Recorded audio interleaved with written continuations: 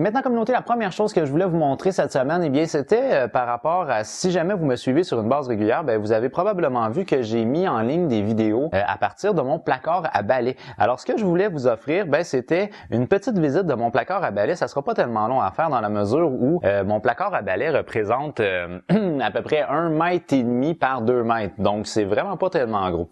Alors, pour ce faire, communauté, ben il va falloir que j'utilise mon téléphone cellulaire afin de vous amener avec moi dans mon placard à balai. On va faire une petite visite rapide, puis après ça, on commence la capsule de la semaine. Alors, mon placard à balai, communauté, c'est un placard à balai que je devrais qualifier pour nous, les Québécois, on appellerait probablement ça un locker. Alors, un locker, en gros, c'est un espace à débarras qu'on va avoir.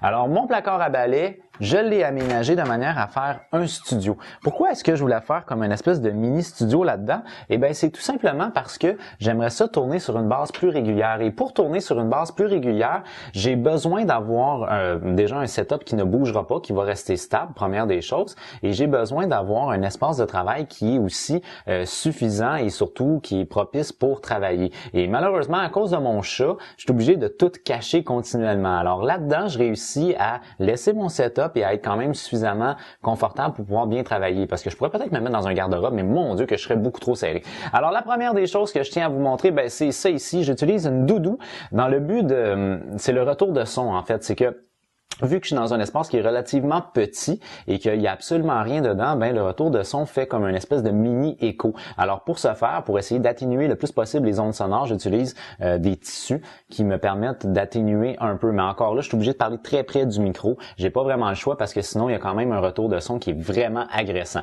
Alors derrière ceci, ce qu'on peut retrouver, ben c'est mon mini studio de chez moi. Alors mon mini studio là, il est vraiment très petit là, mais bon, je sais pas si ça vous donne un effet quand même de profondeur là, à voir à partir de mon téléphone cellulaire là, de quoi ça a l'air. Mais j'ai pas vraiment énormément de place. Pour vous donner une idée, là, quand je vous parle, je vais être assis ici.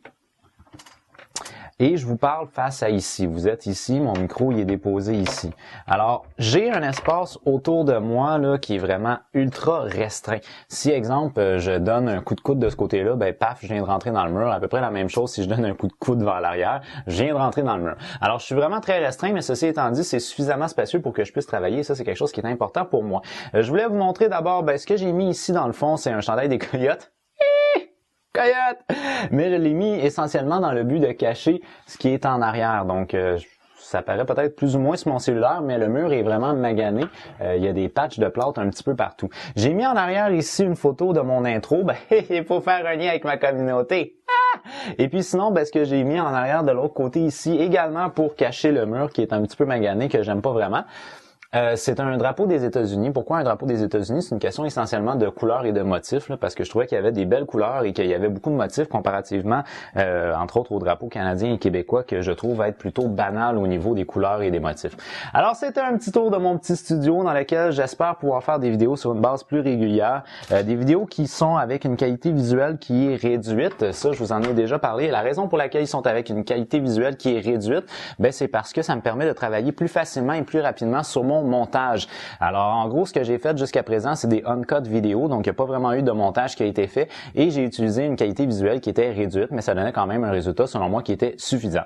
Alors, c'était une petite visite de mon studio et j'espère que vous avez apprécié mes vidéos que je vais faire de manière peut-être un petit peu plus improviste, plus impulsive, mais quand même qui vont toucher un seul et unique sujet. J'espère que vous avez apprécié ça.